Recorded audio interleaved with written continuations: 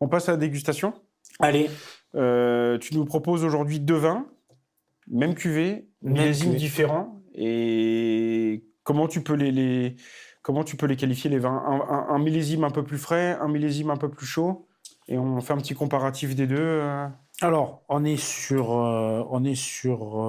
2 millésimes. Donc, la cuvée Les Adrets, des marnes bleues calcaires en coteaux, sous-sol de marne bleue et avec un sol de marne bleue calcaire, de marne bleue. On verra ça tout à l'heure. On a pris des belles images tout à l'heure voilà, aussi. On était dans les vignes, on était dans la parcelle tout à l'heure avec des vignes de 70 ans. Donc là, on est sur un millésime 2021 qui est à la vente en ce moment. Millésime plutôt frais. Sur ces parcelles-là, ça n'a pas gelé, mais millésime plutôt tardif. Voilà, les maturités ont été longues à venir parce qu'il faisait un peu plus. Il a plu, il n'a pas fait un été hyper chaud. Les maturités ont été longues un peu à venir parce qu'il a plu pendant les vendanges. Voilà, donc millésime un peu plus fluet et un millésime plus solaire, plus mûr. 2023 qui n'est pas encore à la vente, donc c'est pour ça que il y a un petit marquage à la craie sur la bouteille, les étiquettes sont pas prêtes. Voilà, donc on peut déguster les deux. On va faire un verre de chaque, ça serait peut-être pas mal, non? Ouais. Allez, on va faire 2023.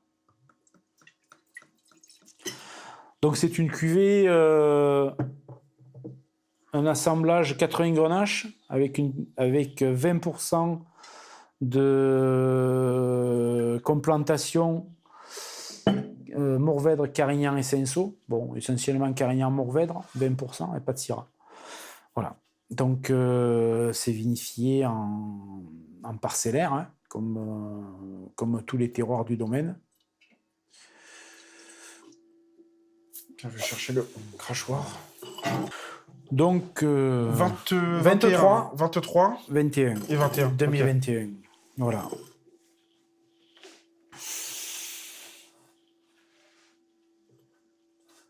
J'ai 21. Hein. Oui. C'est assez mentholé, je trouve, au nez. Mentholé, réglissé. J'ai un peu le cuir, mais j'ai vachement la menthe, ouais. Cette pointe un peu mentholée. Ouais. un peu cuir, un peu humus. Côté un peu fruits rouges sur le 2021. Un peu griotte. Ah, tu sens qu'il y a plus d'alcool déjà. Un peu plus de chair. Tu restes sur le fruit noir, mais c'est beaucoup plus compoté. Je trouve ça... Oui. Ça me fait penser au... Ça, c'est pour ma grand-mère, ça, les confitures de figues de ma mamie, tu vois. Ah, ça a un côté figue. Ouais. J'ai vraiment le côté confiture de figue, mais la figue bien solaire. Alors, tu as... En fait, il y en a un qui a un peu plus d'âge, hein, forcément, comparant les millésimes. Il y a l'évolution du 21, et là, tu as la jeunesse du 23. Et dans un, tu as la figue très mûre, et là, tu peux avoir la figue fraîche. C'est marrant, parce que tu as le même fruit à un stade, fruit frais, fruit très mûr. Ouais. Pareil pour la cerise, pareil pour la fraise. Pour tout, c'est un peu comme ça. Pareil pour le végétal. Tu as un végétal un peu sec, là, un peu fané, tu as un début d'évolution. Là, tu as un végétal un peu plus frais. Tu peux retrouver des notes un peu florales, de végétal un peu fougère, tu vois. Tu parlais de... Sur 23 ? Sur 23. Ouais. Tu parlais tout à l'heure du côté mentholé que tu avais dans le 21. Mais là, tu l'as aussi. Mais c'est plus menthe blanche. Alors évidemment, elle est cachée derrière ce côté compoté, un peu plus mûr. Ouais, carrément. Ouais, je vois. C'est plus léger, mais ouais. Côté menthe blanche, un peu poivré. Ouais. Alors dans les millésimes comme 2023, là on est sur un vin, c'est une cuvée, donc c'est des... Sur ce terroir-là, on a toujours un nez qui est très différent de la bouche. Voilà. On a toujours un nez qui est marqué par le millésime et une bouche où les deux vins vont se rejoindre par ce côté crieux, par ce côté iodé, qui sont les marqueurs des marnes bleues. Voilà. Marne bleue que vous verrez, on a pris des super images, notamment au niveau de ton caveau où tu as cette coupe La coupe du terroir de La Rasto. coupe du terroir de Rasto, Ouais. Sur 21, on est à 14. Et là, tu titres à quasiment la même chose aussi sur 23. 23, on est un peu plus alcoolisé. Un peu plus haut, ouais. Ouais, pas beaucoup. On doit être à 14,6, 14,7. Et 21, sur 2021, on est à 14,1, 14,2 à peu près. Voilà. Une différence de corps, forcément.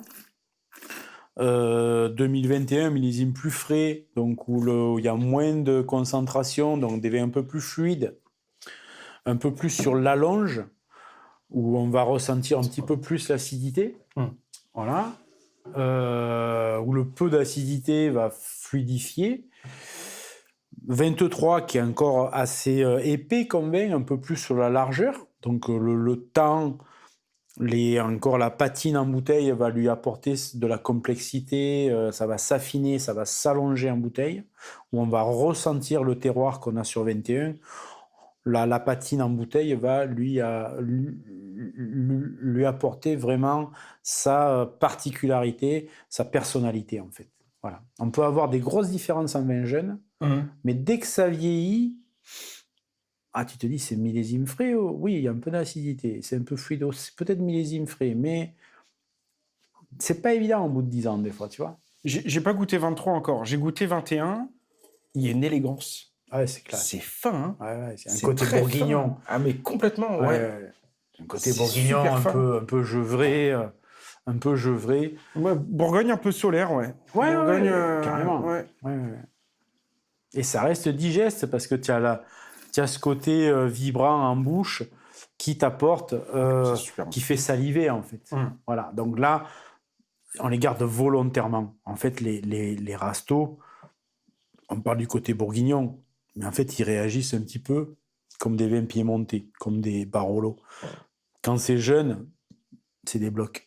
Donc en cuve, en élevage, ça peut être très bon parce qu'il y a un petit peu d'arôme. Dès qu'on les met en bouteille, ils se ferment et c'est des vins qui sont quand même uniquement sur la structure. Il n'y a pratiquement plus d'arôme. Donc il faut attendre qu'en bouteille, ça se détende, que ça s'harmonise.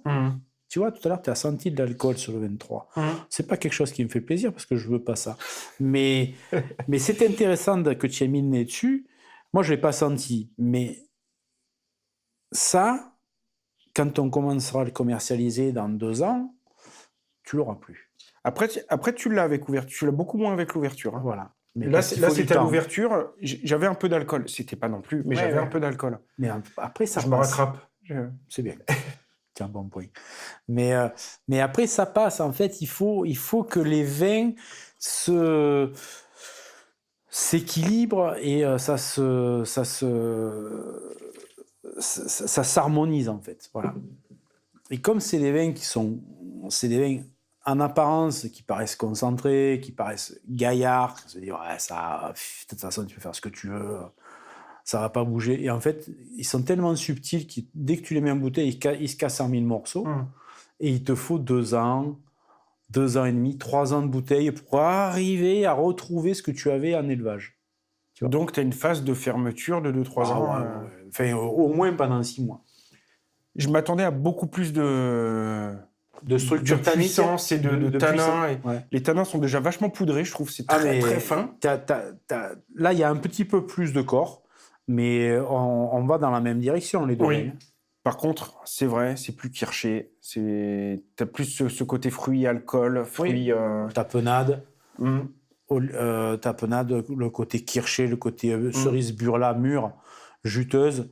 Là, tu vas avoir un côté qui est en train de basculer. Tu parlais de menthol, un peu de cuir, un peu d'humus. Tu as le côté un petit peu fruits rouges, mais moins mûr. Après, attention, c'est très, très élégant. Hein. C'est des vins qui sont très fins. Et tu parlais tout à l'heure des tanins du thé. Des tanins plus subtils et plus sur les lancés, amers. Sur les amers, voilà. T'as pas ces tanins qui sèchent la bouche. T'as des tanins qui vont poudrer un petit peu ce côté un peu poudreux, ce côté un peu microbille qu'on peut avoir. C'est vraiment la qualité de ce terroir-là. Hein. Enfin, je veux dire, c'est les marqueurs de ce terroir-là. Avec la salinité, parce qu'il y a toujours ce côté qui se mélange dans la texture, dans la structure des vins. C'est ce côté microbie, ce côté poudreux et ce côté qui est apporté par les calcaires, la salinité et le côté crayeux. Tout ça, c'est ce qui va donner de la fluidité au corps du vin. J'ai du mal, je pense, à avoir la salinité. Après, tu m'en as parlé, donc forcément, je la ressens. Mais par contre, tu salives. C'est ça. Ouais. J'ai pas l'iode, Pas concrètement. L'iode, on l'a un petit peu plus sur le 23. Mais ça fait saliver, ouais. T'as envie d'y retourner, il y a beaucoup de fraîcheur, ouais. Le côté iodé, tu as le côté un peu en brun marin, en rétro-olfaction au bout d'un moment. Et ça, c'est les marnes bleues. Marne bleue vient du côté des coquillages, les coquilles d'huîtres qui se sont décomposées, qui ont donné la couleur bleutée à ce terroir. D'accord. Okay. Et ça peut apporter le côté un peu iodé marin, en brun marin. Voilà. Tu as en rétro-olfaction, là, tu vois, un petit côté eau d'huître. Tu m'en as parlé après, c'est compliqué de... Et voilà. Et oui, mais c'est tellement subtil, puis c'est tellement des arômes qu'on connaît, qu'on ne mettra jamais sur un vin rouge. Enfin, je le dis, mais moi, je me bats pour ça, et je me dis, mais dans les rastos, c'est ça. Et c'est des arômes qu'on trouve dans les vins blancs, que vous allez trouver à Château-Chalon, que vous allez trouver, parce que c'est des marnes bleues aussi, que vous allez trouver dans le Chablisien, c'est ça, qu'on va trouver aussi à Vouvray, mais sur des blancs. On dit un côté iodé, un côté marin, un côté salin dans un vin blanc, ça fait partie du paysage. Dans un vin rouge, ah ouais, mais je le sens. Et voilà. Parce que dans un vin rouge, on va s'attendre au côté kirché, le côté olive noire, garrigue, les tanins. Et en fait, tu t'aperçois que, dans ce vin-là, tu sais pas trop si c'est des tanins ou du minéral. C'est presque des amers. C'est pour ça que j'aime bien parler de thé, parce que c'est cette subtilité-là qui vient te poudrer un petit peu la bouche, mais sans assécher, et qui disparaît, quoi. Voilà. Pour parler des vendanges, on en parlait d'avancer un peu les vendanges aujourd'hui. Tu te souviens, en 21, à quelle période tu avais vendangé, 23, pour faire le comparatif? Ça a dû être... C'est kiff-kiff ou... Il doit y avoir une semaine d'écart. Je pense que 23, on a dû vendanger cette parcelle-là vers le 28-29 septembre. Et en 2021, je crois qu'on a vendangé le 3 octobre. Il n'y a pas un gros écart. Pas un gros écart. Pas un gros écart. Mais sur la vigne, c'est significatif quand même. Même si pour nous, ça nous semble à côté, mais... Oui, c'est significatif sur la qualité du raisin. Parce que si on a attendu jusqu'à telle date pour le faire, que ce soit tôt, que ce soit tard, c'est parce que c'était nécessaire, c'est qu'on avait besoin de perdre des tanins durs, de perdre un peu le côté végétal, carrément le côté végétal, d'avoir cet équilibre, et cette complexité aromatique qu'on peut avoir dans les jus. C'est les peaux de raisin qui évoluent, parce que les peaux de raisin, elles évoluent une fois que le grain est véré, qu'il est noir, ou doré pour les blancs.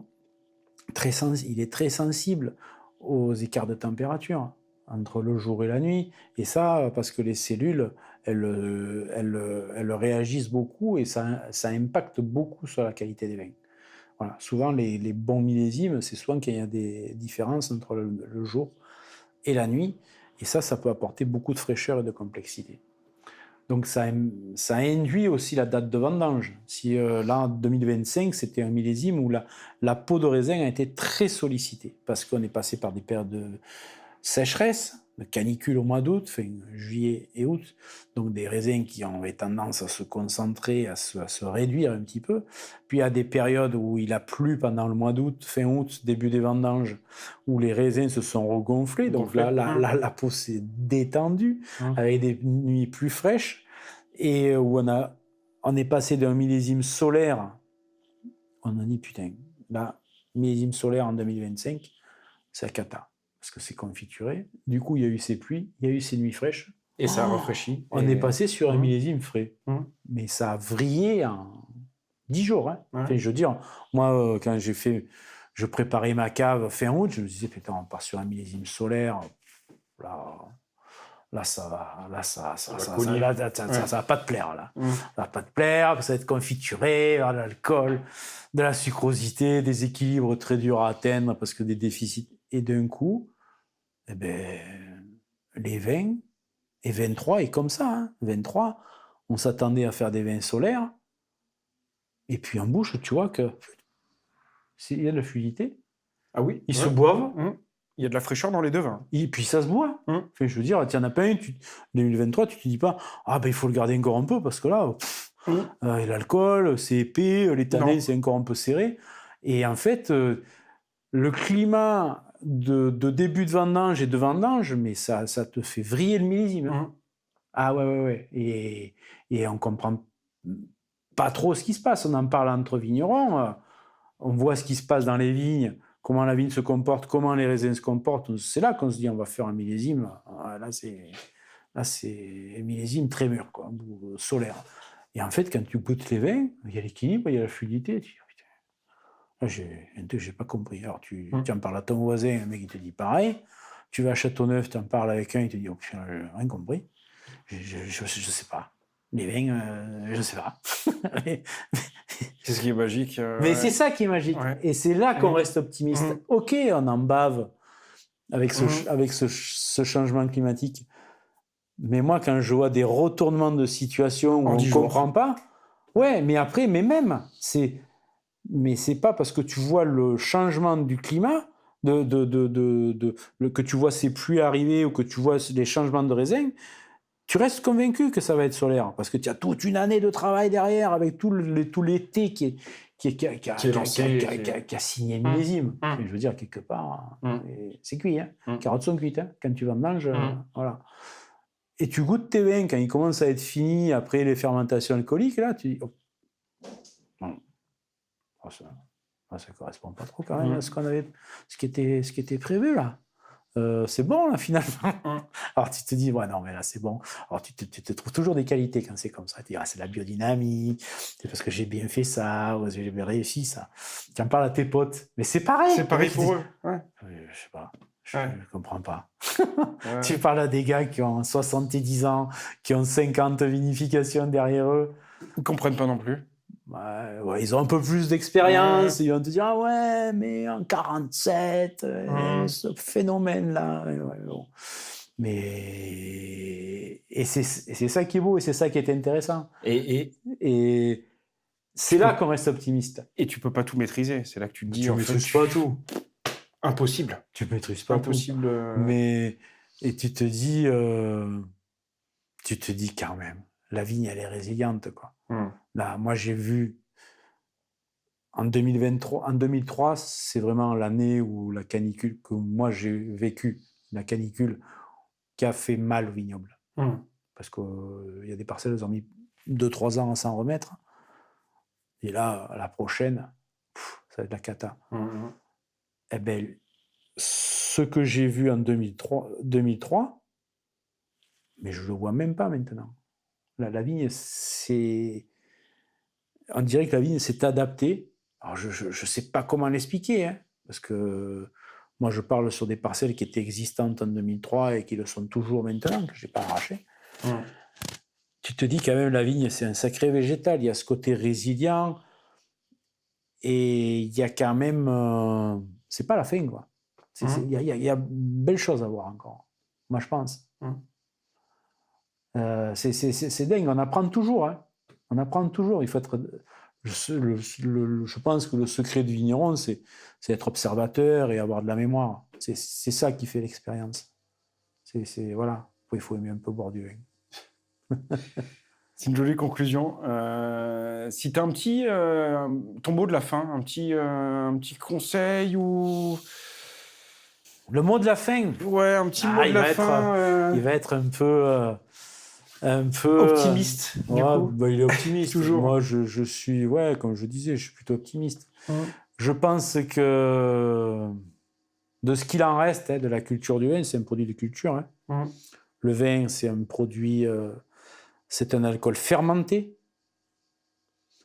Je pense qu'il fait moins mal à la santé que l'alcool distillé. À boire avec beaucoup de modération, on précise. Évidemment. Mais qu'il faut essayer de ramener le vin à table et redonner envie de boire du vin au plus de monde possible et surtout aux nouvelles générations. Il ne faut pas qu'on l'oublie. Parce que c'est un produit culturel. Bien sûr. Voilà. Donc, mais il faut le rendre accessible. Il faut le rendre accessible. Il faut, pour tout, que ce soit le discours. Moi, je vois, on développe un petit peu la vente au domaine. Cette année, voilà, c'était un objectif qu'on avait depuis quelque temps. Mais les gens, ils ont peur. Ils ont peur de rentrer, de pousser la porte, de dire mais on veut vous acheter du vin, mais il n'y comprend rien. Et alors? Mais mais on ne sait pas de quoi ça a le goût. Mais on s'en fout. Parce que si moi je vous dis, mais mon Rasto, il est très bon, c'est le meilleur, mais il a le goût de la fraise, de la mûre, de ce que tu veux, et que la personne en face ne le trouve pas. On fait comment? C'est ça. On fait comment? Moi, les arômes, ils sont marqués là, sur un tableau. Si vous les retrouvez, c'est bien. Si vous ne les trouvez pas, en fait, ça vous plaît. Ça ne vous plaît pas. Voilà. Alors après, c'est sûr que la dégustation, c'est de la mémoire. Le verre joue beaucoup. Et c'est subjectif et c'est très personnel aussi, je pense. Carrément. Tu sens le cassis, je sens la fille. Tout va bien. Voilà. Après... pas de... Moi, il faut redonner envie aux gens de boire du vin. Il ne faut pas perdre cette habitude. Non. Voilà. Bon, on a une consommation qui est en train de changer parce qu'on passe d'une consommation régulière de vin par nos parents, grands-parents. Sur la nouvelle génération, c'est une consommation plus festive. Mais il ne faut pas perdre ça. C'est un produit culturel. Ça, ça fait partie... Ancré dans l'histoire de France. Mais de l'ancien monde, Italie, Espagne, voilà. Bien sûr. Et ça, et le vin, comme on le goûte là, on goûte les adresses, on est Marne Bleue où on est allé promener tout à l'heure, mais c'est unique. Ah oui. Nulle part ailleurs sur la planète tu auras un truc comme ça. C'est vrai. Voilà. Et tous les vins, c'est ça. Et maintenant, je l'ai. J'ai vu la parcelle, j'ai vu les sols, et chaque fois que je veux goûter ce vin, tu y penses, et tu as vu l'endroit. C'est pour ça, c'est un mélange d'histoire, de géographie. J'ai appris ma carte de France en m'intéressant au vin. Ah oui. Tu vois ? C'est génial, c'est culturel, et c'est passionnant. Moi, je pense que il faut éveiller la curiosité et il faut et sans trop intellectualiser le vin. Oui, c'est ça. Et je pense que de vouloir déguster, je pense qu'il faut le boire, le vin. Moi, j'ai basculé. Je trouve que c'est dans mes dégustations, j'avale toujours un petit peu de vin. Toujours. C'est très important pour avoir la complexité, pour avoir la rétro-olfaction, le ressenti, en fait. En fait, les grands vins, c'est une émotion. Ça n'a pas le goût ni de la fraise ou de quoi que ce soit. Le vin, il est rouge, il est rosé, il est blanc, il est sucré, pétillant. C'est quand ça passe là... Et que ça te fait un truc là. Et ouais. C'est le... C'est les poils qui se rebiquent, c'est l'émotion. Et le grand vin, c'est ça. Et je pense que ça, je pense qu'il y aura toujours des gens pour boire des vins comme ça. Et ça se commande pas une émotion. Un grand vin, c'est quelque chose qui provoque une émotion. Et il y en a en France et dans beaucoup d'endroits sur la planète, il y a des grands vins qui vont vous... Sans dire... Souvent, on ne trouve pas les qualités, mais c'est au moment où vous le buvez, c'est le... Vous savez, c'est le truc... C'est ouf. Comme un coup de foudre. Voilà. Qu'on apprécie ou qu'on n'apprécie pas, mais il y a cette surprise. Et le vin, c'est ça, parce qu'en fait, c'est le terroir, c'est les vibrations, qui vont réagir avec vos cellules. Et ça, je pense qu'il ne faut pas que ça se perde. Il faut le montrer. Une émotion, ouais. Voilà. Et moi, il me semble, après... L'émotion et être sage. Être sage et... Personne ne connaît tout sur tout. Et moi, avec Premier Cru, vraiment, je me suis battu en tant que sommelier, en tant que caviste, et aujourd'hui avec ce podcast événementiel Premier Cru, me battre contre ce côté un peu snob, un peu je connais tout, je ne bois que des grands vins, que des grandes appellations, que des étiquettes. Un grand vin, c'est pas un vin cher, c'est pas un vin d'étiquette. Des grands vins, il y en a, comme tu disais, il y en a partout. C'est le vin qui te procure là, une émotion de dingue sur le moment. Ouais, puis... Et ça peut être un partage, ça peut être... Tellement de choses qui rentrent en jeu et... qu'il ne faut pas oublier que c'est ça, le vin. Voilà. C'est quelque chose, c'est comme la cuisine, c'est ce qui va vous provoquer une vibration, une émotion. C'est de l'instantané. Et c'est là, et c'est de ça qu'on se souvient, du moment qu'on va vivre, mais c'est de ça. On ne va pas se souvenir, ah ben j'ai aimé ce vin parce qu'il a le goût de l'abricot, ou ça a le goût de ça, ou il avait telle couleur. Ou je l'ai payé tel prix. Ou j'ai payé tel prix, ou je l'ai bu à tel endroit. Oui, ça joue tout ça. Mais ce qui passe par le ressenti, c'est très, très, très important. Ouais. Bah, c'est un super mot de la fin. Ouais. Merci, Alain. Merci à toi. Merci de ton accueil. Je suis trop content après toutes ces années de mettre des images au vin. De venir sur Arasto. Et puis, moi, ça m'a fait plaisir de te revoir. Ouais. Parce qu'on se connaît un petit peu, et puis de passer ce moment avec toi, d'échange. On peut trouver où tes vins, pour terminer ? Alors, on peut trouver, moi je suis plutôt bien développé sur la France, on vend 80% en France, chez les cavistes. Restauration, et à l'export, un peu sur le même principe, pas de très gros importateurs, des importateurs qui vont travailler comme des cavistes de quartier, quoi, enfin voilà, dans les villes. Donc, sur Aix-Marseille, par exemple, c'est par là que je suis, simplement vin sur Aix et Marseille. Sur Aix, il y a aussi la cave du vigneron. Voilà, ça me vient pas trop parce que j'ai pas. Canon du Vieux-Port, tu y es aussi, voilà. C'est ça. Et tu travailles avec l'agence Foudre. Et je travaille avec l'agence Foudre sur le 13. Sur la commercialisation. Pour la commercialisation, on a un maillage d'agents qui relayent notre discours, et ça, c'est très important parce que ça me permet de rester sur le domaine. C'était un choix au départ, de travailler avec des agents sur le terrain. Voilà, ou des grossistes aussi, sur le nord de la France, c'est un peu plus des grossistes, mais qui ont la même façon de travailler, qui vont porter le discours de la propriété auprès des clients. Voilà. Donc, oui, essentiellement de la clientèle traditionnelle, c'est restauration et caviste. Merci, Alain. Merci à toi. Merci.